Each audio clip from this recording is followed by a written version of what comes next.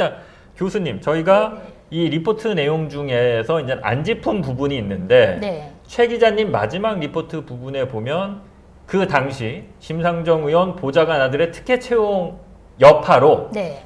학교에서 쫓겨나다시피 학교를 나갈 수밖에 없었던 직원. 비정규직 직원이 6명이 있지 않습니까? 네. 그 중에 한 명을 최 기자님이 이제 저희가 이번에 네, 공동 그렇죠. 취재하면서 예. 인터뷰를 전화로 진행을 했습니다. 예. 사실 이제 전화 자체는 제가 하긴 했는데 네. 저도 들으면서 야 무슨 이런 일이 있나 그 네. 코미디죠. 예, 싶었는데 그 내용부터 일단 좀 짚어보고 갈게요. 그 당시에 이 청년이 회사를 그만둔 과정을 보면 네. 자기 일을 이제 그러니까 좀 어떻게 보면 결과적으로 뺏긴 게 되는 거죠. 보좌관 아들한테. 그 자리 업무를. 업무 예. 잘하고 있었는데 그 직원이 또 이제 재임용이 돼서 다시 이제 업무를 이제 시작하는 시점에 갑작스럽게 이제 그 보좌관 아들이 들어온 거잖아요. 그러면서 충청 캠퍼스로 발령을 냅니다. 예. 근데 이 직원은 재계약이 됐기 때문에 이제 원룸 자기가 살 집을 다시 이제 구한 상황이었어요. 그런데 그 보좌관의 아들이 이제 들어오자마자 조금 있다가 바로 충청 캠퍼스로 가라고 합니다. 사실 보좌관의 아들은 관련 업무를 한 적도 없고요.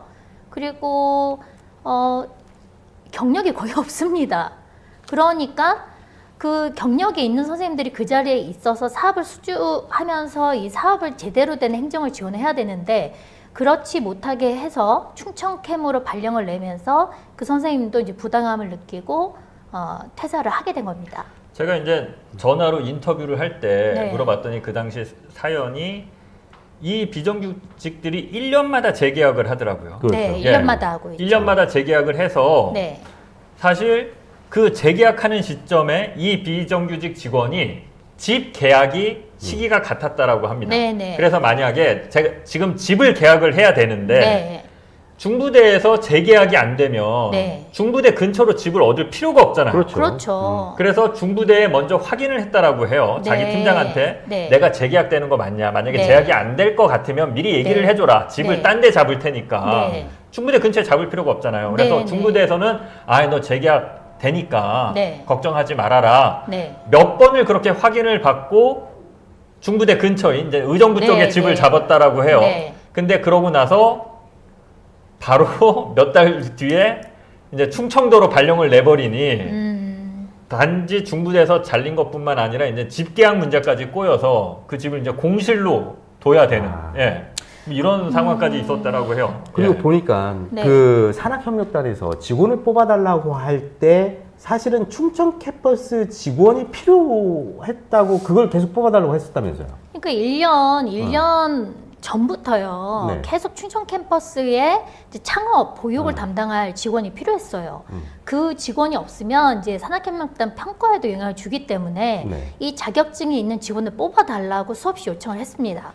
근데 대학 측에서 공고를 낸 것은 고향 캠퍼스. 고향 캠퍼스로 내게 네. 됐고요. 그리고 자격증도 하나도 보유를 하지 않았고 관련 업무도 하지 않은 그런 직원을 이제 뽑았던 거죠. 그리고 그런 직원을 뽑았고 지금 그 업무를 하고 있었던 직원은 고향 캠퍼스 직원은 갑자기 충청 캠퍼스로 발령을 내버리는 거고. 그 이제 발령난 그 직원이 사실 그 이제 보좌관의 아들이 이제 특혜 채용됐던 부분에서 사건의 실체적 진실을 밝히는 데 앞장섰던 직원입니다. 그러니까 그 문제가 제기되니 예. 아예 분리를 시키려고 했던 것 같아요. 그래서 그와 동시에 충청 캠퍼스로 이제 부당한 전보 조치를 하게 돼서 퇴사를 하게 됐고요. 그리고 집도 마찬가지로 이제 공실이 되면서 그 비용 부담을 그 담당했던 선생님이 지게 됐습니다. 그 당시에 이제 6명이 학교에서 쫓겨나다시피 나오지 않습니까? 네. 그 6명을 다 보셨잖아요. 산학협력단 부단장님이셨으니까. 근데 그 제가 실무를 예. 담당했으니까 직접 그 당시 그 봤습니다. 6명들이 굉장히 스트레스도 많이 받고 네. 막 병원 치료받을 정도로 심하게 아. 스트레스 받고 그랬다라고 하는데 그 내용 간단하게만 좀 당시 보시면서 사실은 그걸 지켜보시면서 그것 때문에 가슴이 아파서 이제 이 문제를 처음 제기하신 거잖아요, 교수님이. 네, 그 직원들이 사실 그 이제 보좌관 아들에게 이제 그 이사장의 측근이 그 측근인 팀장이 있어요. 그 팀장이 아주 갑질, 부당 노동행위를 일삼았던 팀장인데요. 이 보좌관 아들은 금수저 대접을 하는 거예요. 아. 그러면서 이 직원들과 분리를 시키고 따로 교육을 시키고 또는 이 직원들한테는 막말을 하지만 거기는 모셔 다니다시피 하고 이러다 보니까 직원들이 이제 눈치를 채게 됐던 거죠. 그리고는 그러다 보니까 우리 직원들은 그런 부분에 있어서 그 후부터 이 문제 제기, 보좌관의 아들에 대한 문제 제기를 한 후부터 엄청난 그런 그 압박에 시달립니다. 그래서 여러 명의 선생님들이 정신과 치료를 받았고요. 물론 저도 마찬가지로 같이 치료를 받게 됐고 이제 나가는 그 순간까지도 이제 한 명의 연구원이 남아 계셨거든요. 네. 그러니까 그 직원을 빨리 내보내야 되니까 내용 증명과 뭐 징계를 보냈잖아요. 그 직원까지 나가고 난 후에 이제 그 산학협력단 직원들이 노조에서 모두 떠나게 됐죠. 네. 그 직후에 보좌관의 아들은 바로 정규직이 됩니다. 아, 예. 그러니까 이제 정규직이 되기 전에 근데 네. 그 보좌관 아들이 들어와서 했던 일이 전 깜짝 놀랐어요. 네. 그 6명이 직원 노조였는데 네. 그 노조 직원들의 와해시켰다면서요? 그 사실 그 이제 학교에다가 이제 산학협력단의 이제 문제점을 좀 지적을 했어요. 우리 그 직원 선생님들이. 네. 그랬는데 그 문제를 지적하는 이제 그 과정에서 이 이제 보좌관의 아들이 먼저 들어와 있었죠. 네. 근데 저하고 그 직원들 간에 나눈 카톡 대화방이 있습니다. 제가 실무 부단장이었기 네. 때문에 그 내용을 그대로 캡처를 해서 이사장에 보고가 되도록 넘겨줍니다. 이사장이 심어놓은 사람이네요. 이사장이 네. 심었다고 이제 그 그 인터뷰에도 아까도 나왔잖아요. 나왔었죠. 녹취에 제가 예, 찾아서. 그게 사실 이 문제가 2018년 이제 5월 말부터 시작된 문제인데요. 이사장이 저한테 8월에 이제 전화를 8월 8일 날 2018년 8월 8일 날 전화를 하면서 거기 내가 임기직 해봐라.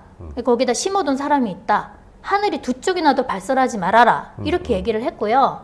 또 중요한 포인트 중에 하나는 그 방에 들어왔던 그 단체 카톡에 들어왔던 직원들은 내가 모조리 내보낼 것이다. 정규직 전환시키지 않을 것이다. 라고 했어요. 그런데 그게 정말 모두 그렇게 다 이행이 됐습니다. 그 통화 녹취에 있는 임기직 한두 명은 내가 보냈다는데 그때 임기직은 단 한 명. 그 친구 다 한 명이죠. 네, 왜냐하면 그 전에 제가 이제 고양시도 고양 캠퍼스도 담당을 해야 네. 되니까 고양시에는 일단 선생님이 두 분이 계셨어요. 그러니까 충캠에 창업 보육을 맡을 선생님이 없어서 뽑아달라고 했는데 보좌관 아들이 이제 들어오면서 모든 인사 이동이 이제 엉켜버린 거죠.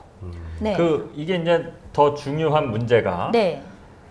뭐 어떻게 보면 비정규직 한 명의 문제 뭐 다 해봐야 이제 쫓겨난 사람들까지 하면 7명이니까 네. 뭐 별로 안 중요하다 이렇게 볼 수 생각하실지도 모르겠지만 이게 정의당과 관련해서 벌어진 일이란 말이죠. 네. 정의당은 청년, 비정규직의 이익을 대변하는 진보 정당이라고 하는 네. 가치를 표방해 왔거든요. 근데 네. 정의당 보좌관 아들을 보호하기 위해서 쫓겨난 6명이 다 청년이고 비정규직이었습니다. 네, 네. 예, 지금 인터뷰를 해보니까 이 사람들이 정의당 인터뷰한 분이 정의당 얘기를 하면 웃어요. 네. 그냥 웃음이 나온다고 그래요. 실소가 나온다라고 해요. 네. 그냥 장사하는 거다 이런 표현을 쓰더라고요. 아. 저희가. 예. 직업. 정의당은 그냥 그렇게 간판 걸고 장사하는 네. 거지 뭐 실제로 네, 그렇게 네. 하겠느냐 뭐 이런 얘기를 해요. 근데 교수님께서 당시에 이 네. 문제를 정의당에 수차례 항의를 하셨었죠. 지적을 제가 하고. 이제 지적했던 부분은 그 정의당 보좌관 아들 때문에 나머지 6명을 비정규직 직원들을 이사장이 다 이제 치겠다, 노조를 와해시키겠다 이런 말을 하고 있으니까 제가 이제 이 문제를 제기하면서 그래도 좀 보호 조치를 해달라는 의미에서 정의당에 제기를 했던 거예요. 그때만 하더라도 정의당이 이 정도인지 몰랐습니다. 네. 그래도 이제 저도 노조를 위원장을 하고 있기 때문에 그 믿음도 좀 있었던 것 같아요. 당시에는 그래도 진보 정당으로서. 그런데 그 보좌관 아들 문제에 있어서는 나머지 아까 6명이 별 인원이 아니라고 얘기를 하셨는데요. 저희 행정직원 전원입니다. 그게. 네, 그렇죠. 행정직원 전원이 비정규직이 내보내지는 문제를 정의당에서는 이게 뭐 학교 측에서 해야 될 문제다. 이렇게 또 넘겼고요. 그리고 뭐라고 했습니까? 청년 정치, 비정규직 문제. 우리가 앞장서야 한다. 그렇죠. 또 과거에 심상정 씨는 그렇게 얘기를 했거든요. 이렇게 특혜 채용되거나 채용 비리 문제를 굉장히 강력하게 국회에서 제기를 했었잖아요. 근데 보좌관 아들이 뭐라고 그 보좌관 아들 하나 지키고 나머지 6명이 다 그렇게 탄압을 받는데 그걸 모른 척한 거잖아요. 그리고 결국은 노조, 그러니까 그 우리 행정직원들이 다 노조에 가입을 했었으니까 마지막에 노조원이 이제 퇴사하는 그 이후 직후에 바로 보좌관의 아들은 정규직으로 채용이 됩니다. 그러니까 결국은 뭐냐면 노조를 와해시킨 것. 그 문제를 제가 계속 지적을 했어요. 그리고 우리 행정직원들이 이렇게 탄압을 받으니 이 문제를 좀 당 차원에서 대응을 해달라. 그러나 지금까지도 대응을 하지 않고 이게 가짜 뉴스다, 허위 뉴스라고 지금 하고 있는 이 부분에 저는 개탄하지 않을 수 없습니다. 예. 예, 이 부분과 관련해서는 심상정 전 의원 측에서 아까 네. 설명드렸지만 충남 금산경찰서에서 내사 종결했기 때문에 문제가 없다. 네. 예, 법적인 문제가 없다. 그래서 문제가 없다. 그래서 저희가 이번에 추가 취재를 하면서 후속 네. 보도를 하면서 정의당과 네. 심상정 의원 양측에 다시 입장을 물어봤습니다. 네. 당시 쫓겨난 비정규직 6명이 있는데 네. 이 6명에게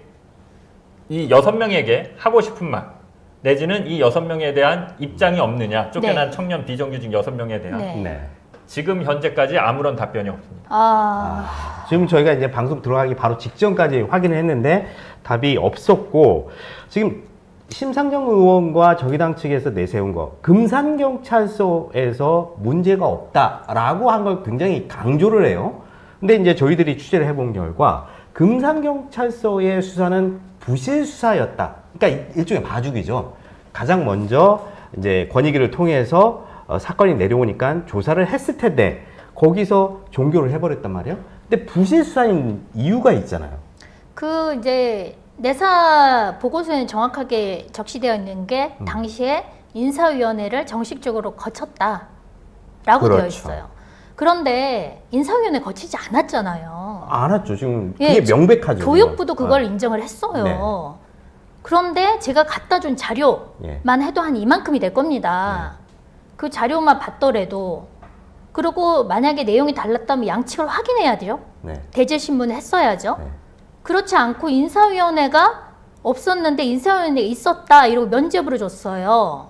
그러니까 가장 기본적인 팩트 체크도 제대로 하지 않았다는 거 아니에요? 그러니까요. 근데 그렇게 많은 자료와 그렇게 많은 제가 자료뿐만 아니라 음원, 녹취록 다 보냈습니다. 심지어 그 보좌관의 아들의 채용 문제, 네. 인턴 때부터 제가 결제한 모든 서류를 다 넘겼습니다.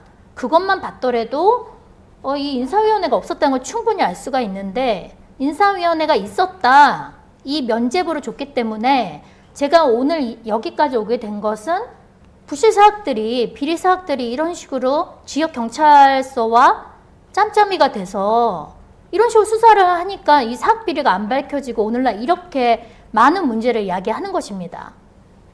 네, 정리를 좀 해보면요. 이제 그 충남 금산경찰서의 네. 부실수단 문제부터 먼저 김 교수님께서 말씀을 해주셨는데, 당시 김 교수님이 이 내용을 권익위에 신고를 했고, 네. 권익위가 이거 경찰에서 좀 수사를 해봐라 라고 이제 이첩, 사건을 네. 경찰로 이첩하면서 네. 충남 금산경찰서가 이 보좌관 아들의 특혜 채용 문제를 내사를 한 거죠. 네. 내사 결과는 정상적으로 인사위원회를 열어서 인사위원회 심의를 거쳐서 이루어진 채용 정규직 전환이기 때문에 문제가 없다라고 결론을 내렸는데, 네. 김경환 교수님이 경찰에 갖다 준 자료만 꼼꼼히 훑어봤어도 인사위원회가 열리지 않았다라는 사실을 확인할 수 있는데, 그렇죠. 꼼꼼히 예. 확인할 필요도 없이 그냥 넘겨서 제가 자료를 다 줬어요. 입증할 수 있는 자료를 다 줬는데도 불구하고 그렇게 얘기를 하죠. 근데 그 자료를 똑같이 중부 이제 경찰에도 했고, 그 다음에 교육부에도 똑같이 했잖아요. 교육부에다가는 권익위에다가 제가 제보한 내용, 그다음 내사 보고서까지 해서 제가 그대로 갖다 줍니다. 이거는 직접 제가 당시에 이제 교육부 담당 과장을 만나서 직접 전달한 부분이거든요. 그래서 아마 좀 더 교육부 감사 때 조사를 좀 더 꼼꼼히 하지 않았을까 생각이 들어요. 네. 네. 그렇습니다. 저는 이제 아까 얘기한 궁금한 부분이 뭐냐면, 네. 교육부가 1차에 감사해서 그렇게 열심히 감사를 해놓고도 재심의에서 거의 그 부분을 삭제를 했단 말이에요. 보면, 그 보좌관 아들이 했던 행동, 그러니까 이사장이 심어놨다. 그리고 네. 그 안에서 노조 활동을 이사장한테 직접 보고했다. 그래서 이사장이 굉장히 얘를 예뻐하기 때문에 얘만큼은 어떻게 해서든지 그 교육부 처분에서 빼내야 된다라는 이런 강한 의지가 있을 것 같아서 재심의를 넣었던 것 같아요. 이뻐서 그런 게 아니고요. 경찰 수사 단계에서 벌써 인사위원회가 없는 인사위원회를 있다고 만들어줬고요.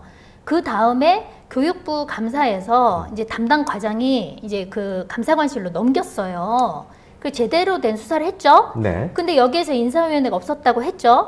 그런데도 불구하고 재심의에서 이걸 받아들였다. 그러면 예뻐서 봐준 게 아니라 심상정 보좌관의 아들의 특혜 채용을 다 지워나간 거예요. 내사가 종결되면 저희가 이거 이의제기를 못합니다. 네. 예, 제가 고소인이 아니기 때문에. 그런데 저는 이 부분에 대해서 인사위원회조차 없었는데도 있다고 한 그 부분, 그리고 최소한의 내용도 확인하지 않은 부분, 이 부분에 대해서는 뭐 공수처가 수사를 해주시던 이제 국감에서 다시 다루시거나 하셔야 될 것 같아요. 예. 예.